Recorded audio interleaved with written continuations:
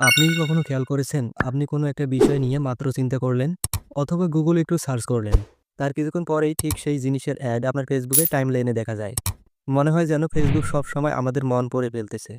আসলে এটা ম্যাজিক নয়, এটা ট্র্যাকিং। আর আজকের এই ভিডিওতে আমি আপনাদেরকে দেখাবো কিভাবে আপনি খুব সহজে ফেসবুকের এই ট্র্যাকিং পুরোপুরি বন্ধ করতে পারবেন, যাতে আপনার প্রাইভেসি থাকে শুধু আপনারই হাতে। তাই ভিডিওটা একদম শেষ পর্যন্ত দেখুন, কারণ একবার সেটিংসটা ঠিকভাবে করে নিলে ফেসবুক আর আপনার মাথার ভিতরের কথাও কখনো জানতে পারবে না। ভিডিওটি ভালো লাগলে শেয়ার করে রাখতে পারেন। এই কাজটি করার জন্য আপনাকে প্রথমে আপনার ফেসবুক অফিসিয়াল অ্যাপসটির ভিতরে চলে আসতে হবে। তারপর উপরে দেখতে পাচ্ছেন প্রোফাইল, এইটার উপর আপনাকে ক্লিক করে দিতে হবে। তারপরে উপরে দেখতে পাচ্ছেন সেটিংস, এটার উপর ক্লিক করে দিতে হবে। তারপর একটু নিচে লক্ষ্য করলেই দেখতে পাচ্ছেন see more in account centre, এটার উপর আপনাকে ট্যাপ করে দিতে হবে।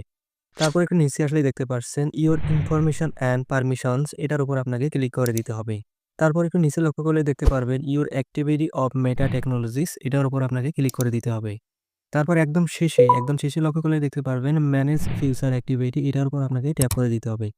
তারপর উপরে যে অপশনটি দেখতে পাচ্ছেন কানেক্টেড ফিউচার অ্যাক্টিভিটি, এই অপশনটিতে টিক চিহ্ন দেওয়া থাকবে। তার মানে আপনি নিজে থেকে পারমিশন দিয়ে রাখছেন ফেসবুককে আপনার উপর নজরদারি করার জন্য।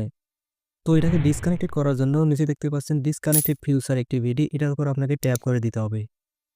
তারপর নিচে কন্টিনিউ, এই অপশনটির উপর ক্লিক করে দিতে হবে। তারপর নিচে দেখতে পাচ্ছেন ডিসকানেক্টেড ফিউচার অ্যাক্টিভিটি, এই অপশনটির উপর ক্লিক করে দিতে হবে। অপশনটির উপর ক্লিক করে দেওয়ার সাথে সাথে আপনি যে পারমিশন ফেসবুকে দিয়ে রেখেছিলেন সেটার সাথে সাথেই ডিসকানেক্টেড হয়ে যাবে। এখন থেকে চাইলেও ফেসবুক আর আপনার উপর নজরদারি করতে পারবে না। আমাদের সকলেরই উচিত নিরাপত্তা এবং গোপনীয়তার স্বার্থে এই সেটিংসটি বন্ধ করে রাখা। বন্ধুরা, ভিডিওটি কেমন লাগলো? যদি ভিডিওটি ভালো লেগে থাকে অবশ্যই চ্যানেলটি সাবস্ক্রাইব করে লাইক দিন, কমেন্ট করুন আর ভিডিওটি শেয়ার করে দিন। আর ভিডিওটি যদি আপনি আমার ফেসবুক পেজে দেখে থাকেন তাহলে অবশ্যই পেজটি ফলো করতে ভুলবেন না। ধন্যবাদ সবাইকে।